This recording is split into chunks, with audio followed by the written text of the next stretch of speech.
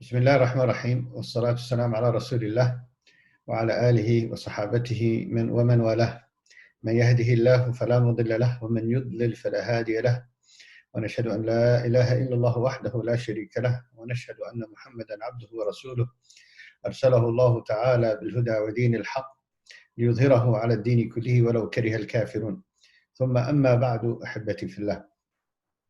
It is a blessing from Allah subhanahu wa ta'ala that we finally got to Ramadan, alhamdulillah. May Allah subhanahu wa ta'ala now allow us to perfect our duties and to accept from us, inshallah, and forgive our shortcomings. I want to emphasize today on the hadith of the Rasul sallallahu alayhi wa sallam, where he said, جاءكم أو أقبل عليكم رمضان. في رواية جاءكم رمضان. Ramadan is the one that came to you. You know, many times we assume that we're the ones that got to Ramadan. Ramadan is the one that actually got to us. That means it's a blessing from Allah subhanahu wa ta'ala that He delivered Ramadan to us. So we should be grateful and thankful to Allah ta'ala that He delivered Ramadan to us, allowed us to be part of what Ramadan is all about. إذا جاءكم رمضان شهر مبارك. This month is Mubarak, is a blessing. Ramadan didn't just come as a time frame. Like we would look at Sha'ban or Rajab or Shawwal, which it's a month of the year. We can count it as a time span. But Rasul sallallahu alaihi wasallam here in the hadith, he said, إِذَا جَاءَكُمْ رَمَضَانَ شَهْرٌ مُبَارَكٌ. شَهْرٌ مُبَارَكٌ. It's a month that is blessed. The month itself has blessings within it. Not just that we get blessed, but the month itself is a blessing. So for you to be chosen, for you to be put in a situation where you can live this month with it, that means you get to share that blessing that the month has. Not just the blessings that will come to you because of your good deeds, because of your good actions, but you get to also take some of the share of that blessings that Ramadan itself has and will share with us. In this month is so blessed that in the hadith, Rasul sallallahu alaihi wasallam, same hadith said, فيه تفتح أبواب الجنان. The gates of Jannah are open. You can smell the aura of blessing, the aura of the mercy, the aura of pleasure of the month of Ramadan. So can you imagine all gates of Jannah? And I want you to think of this. Jannah itself, this whole universe, is only a dot within it. Small little dot. Because the last person that goes to Jannah, his reward in Jannah is equivalent to this earth 10 times. If the reward of the last person that goes to Jannah 10 times of what this earth is all about, with all of what's in it, and who's in it, the seen and unseen of creations, the last person gets 10 times of what that is. Imagine the first person that went in. The tent in Jannah, tent. Some folks would have tents, camping tents. They cannot see the end of that tent. The length of it cannot be seen with the bare eye. And we're talking about an eye of a person in Jannah that's 60 yards tall. People in Jannah are 60 yards tall, and they can't see the end of their tent. And the height of it is as far as the sky can go. That's the tent. Imagine the house. Imagine the mansion, the castle that you have. And all of that and what's in it, what's in Jannah. Life without death. Pleasure without pain. Joy without regret. Those gates are open for all of us. It would allow us to get that sense of belonging to it. Part of the blessings of Ramadan, that it allows you to get some sense of belonging to Jannah. Can you get that? Belonging to Jannah. In the scent of Jannah, the hadith of Rasul sallallahu alaihi wasallam says that it can be smelled from a distance of 500 years. 500 years of gap is still not enough to eliminate the aura of Jannah. And all 8 gates are open, not 1 or 2, all of them are open. It's almost calling us. It's announcing itself to us. Here I am. There's nothing that can get in your way from coming into me. I've opened and welcomed you. You are in a month that should allow you to get to me as easy as it can be. If you can't make it these days, when can you make it? And at the same time, the gates of hell are sealed. They're locked up. So that evil aura in the world, that bad scent and feeling in the world is nowhere to be found. It's closed, it's locked, it's sealed. As I said, Ramadan comes with so many potential blessings. So as the gates of Jannah are open to welcome you, the gates of hell you have no access to. You can't enter even if you wanted to. It's amazing how a person can actually fall so short in Ramadan, where the gates of hell, they're not even willing to welcome any residents at this moment. From today till the end of Ramadan, the gates of hell is out of business. They're out of business. The only places you can stay to and travel to is Jannah, unless you stay put. Unless you don't want to get there. Because you can't get anywhere else. You can't go to hell. You have to either go to Jannah or stay put and fall short. And you can't blame anyone for that. You can't stand up and say, well, I tried, I wanted to, but I couldn't make it because the shaitan got in my way. The shaitan wouldn't let me. Because in the same hadith, وَصُفِّدَتْ مَرَضَةُ الشَّيَاطِينِ, that the shayateen will be chained. So neither is the air going to give you any bad aura and feeling, and you're not going to be hearing any whispers into your ear to tell you to do what's wrong. The only voice you will hear in your ears are the ones that are telling you to do what's right. Just think of this. The gates of Jannah are ready and open. The gates of hell, you have no access even if you wanted to. And the voices of evil are no longer whispering in your ears. You only hear the good things that are coming to you. That's part of the blessings of Ramadan. Shahrun Mubarak, Shahrun Mubarak. Your only challenge is you. That's the only challenge you're going to have is you. How are you going to handle yourself? The nafs al-ammara bis-su. So you can't point fingers during the month of Ramadan. The only fingers that can be pointed is back at you. If you fall short, it's your fault. If you didn't live up to the expectation, it's your fault. If you didn't make it to the gates of Jannah while it's waiting for you, it's your fault. If you found yourself waiting at the gates of hell until it opens, it's your fault. Because they won't open until this month is over. So if you're still waiting for it, it's your fault. If you stay put, that means you're waiting for the alternative of Jannah. That's why the Rasul ﷺ in the hadith says, there are 3 people in life that will be at loss. And one of those 3 he mentioned is that adrakahu Ramadan. He lived the month of Ramadan. And then he exited Ramadan without being forgiven. من غير أن يغفر له. من غير أن يغفر له. Means you were given this month. You're put in this situation. All the tools and means are at your disposal. And then you didn't get your reward of being forgiven. That is the ultimate loser of any person today. Because it's like a one-way road. There's no side tracks. There's no alleys. You can only go one way. You can't stop, and that one way ends in Jannah, and you chose to stay put.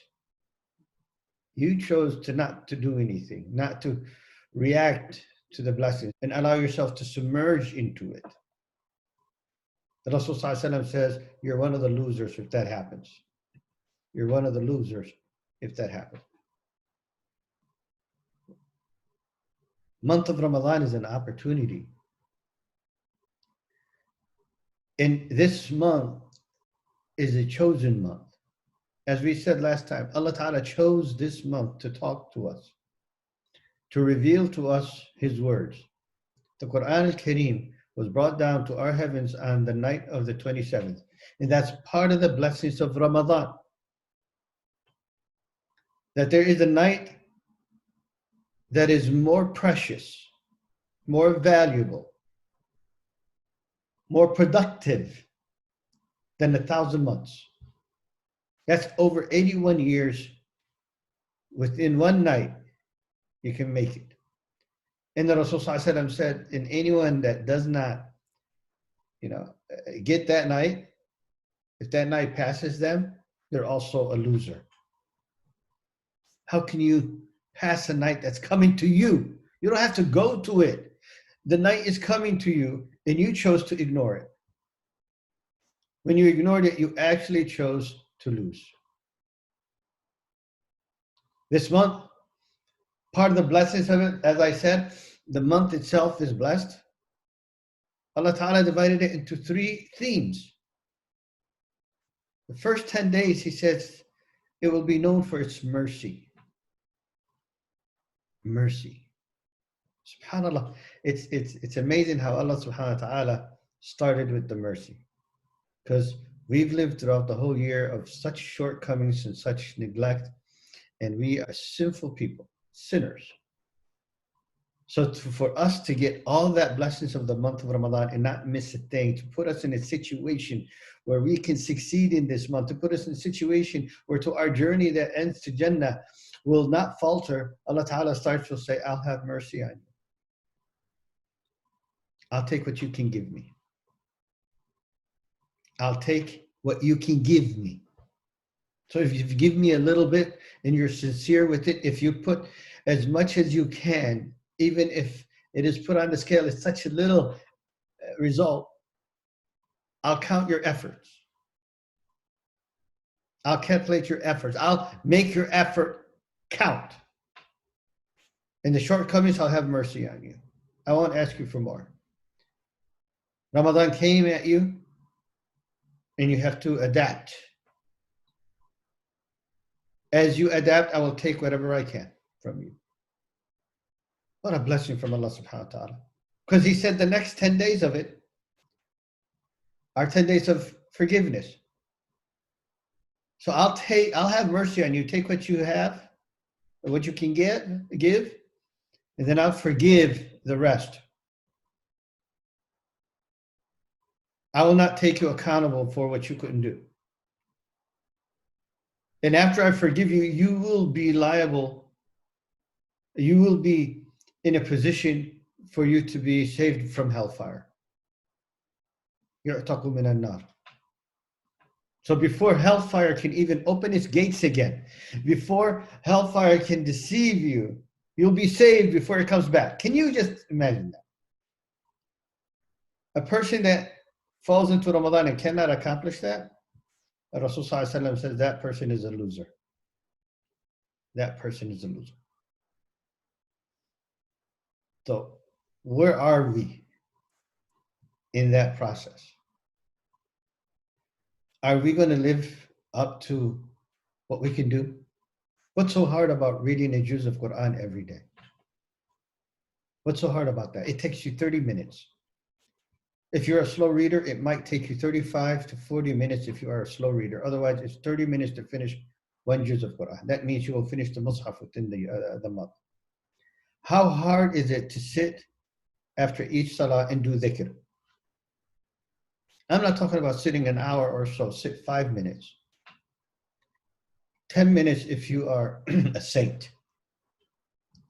But 5 minutes should do it to say Subhanallah, Alhamdulillah, La ilaha illallah, Allahu Akbar. Subhanallah al-Azim, Subhanallah wa bihamdih. La ilaha illallah. Allahumma ghfirli, Allahumma ghfirli, Allahumma ghfirli, Allahumma ghfirli. Rasul Sallallahu Alaihi Wasallam used to do that more than 100 times a day. How hard is it for you to be in your home with your kids, with your family? Nothing awaits you outside because you cannot go outside. And tell your loved ones, let's do dhikr together for the next 5, 7 minutes, 10 minutes max. How hard can that be? How hard is it that you can sit and read a book about the life of the Rasul Sallallahu Alaihi Wasallam? I mean, subhanAllah. You know, he's our example.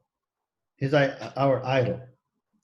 How can you claim someone to be your idol and you have nothing of knowledge of that person?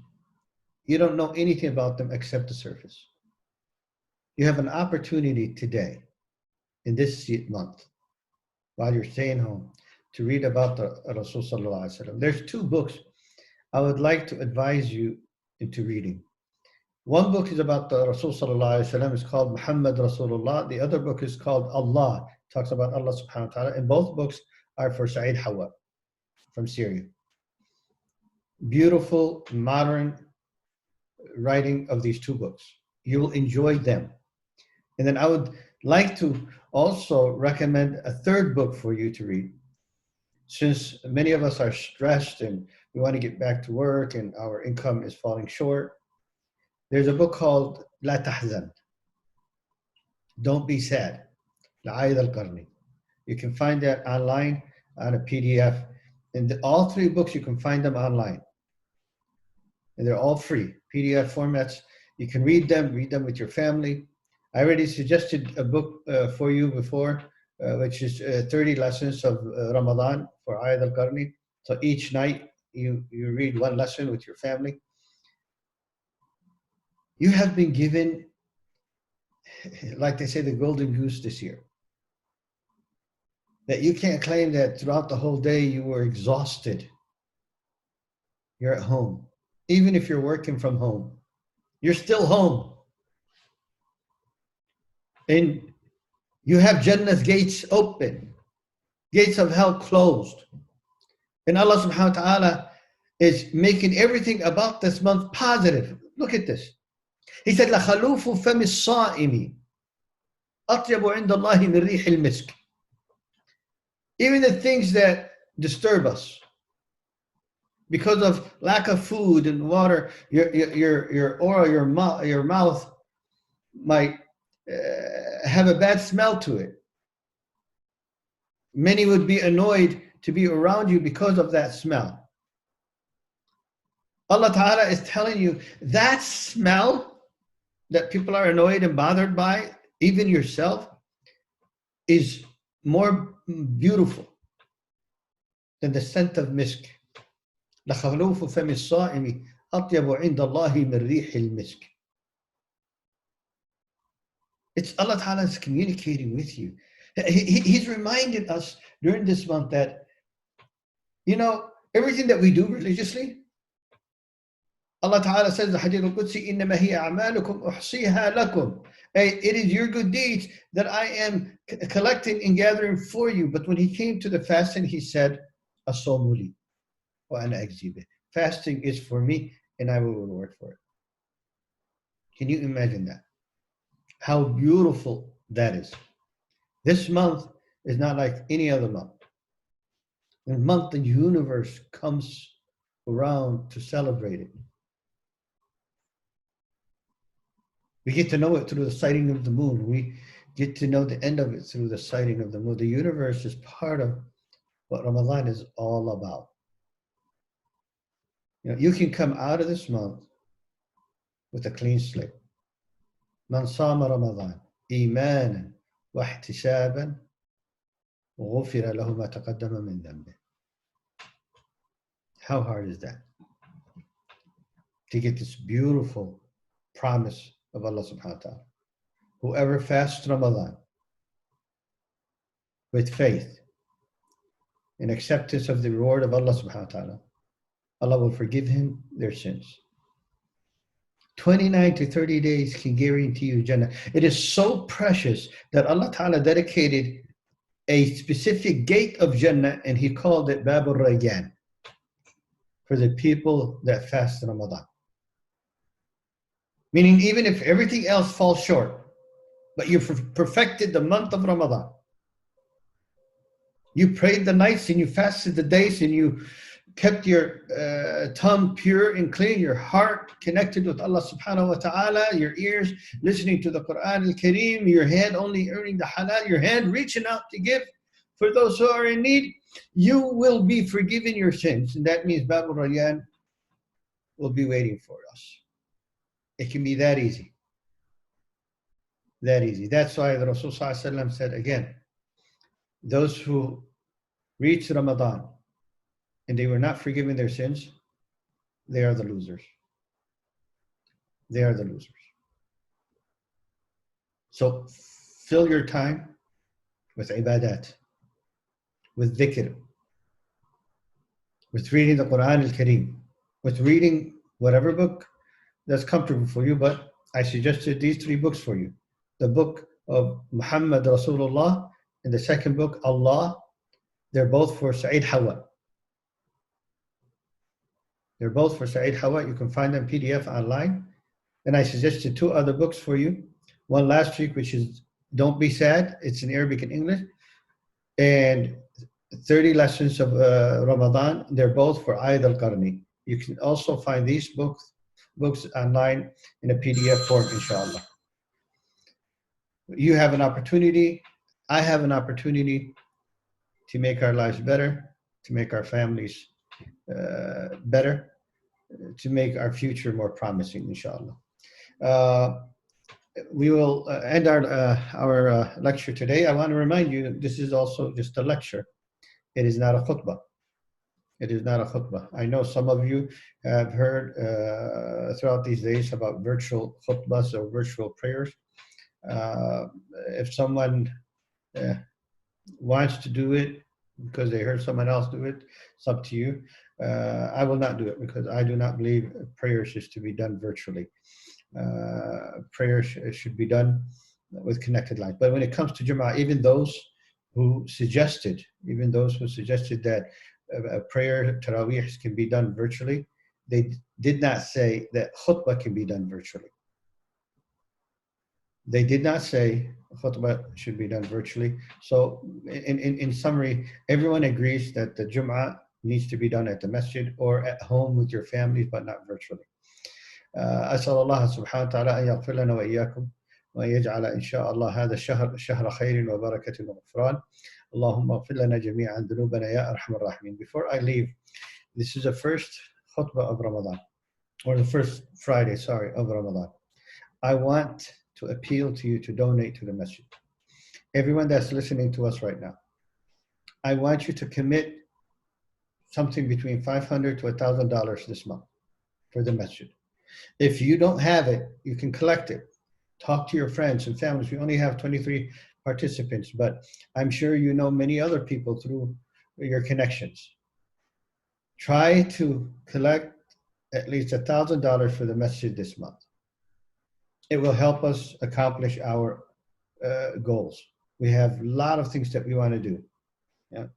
There's many things in the pipeline that I have put for our masjid. We want to finish our project. We want to also enhance the da'wah programs in the masjid, the educational programs in the masjid. You know, we have sister programs, youth programs that we want to enhance. We have a lot of things that we want to do, outreach programs. So everybody, inshallah, that's here, commit to at least $1,000, whether you have it that you can pay or you can collect it from your friends and families. You can donate through the website, call the brothers on the board. And if you know someone that we can go visit, and help them, inshallah, give their zakah and sadaqah for this month, which is the month of sadaqat, the month of khairat, we will go to them. So just get us involved, get yourself involved first, then get us involved We're willing to go visit people. I know it's a quarantine time, so we won't go and sit and hug and whatever, but we're willing to go to people's homes. We'll keep that social distancing in the picture, inshallah. We will follow the guidelines and rules, but the masjid cannot stay without your funds. Your funds are essential for the masjid, for it to continue its work. It's more essential for you to gain the reward of this month, inshallah ta'ala. So inshallah, starting tomorrow, we will start visiting people.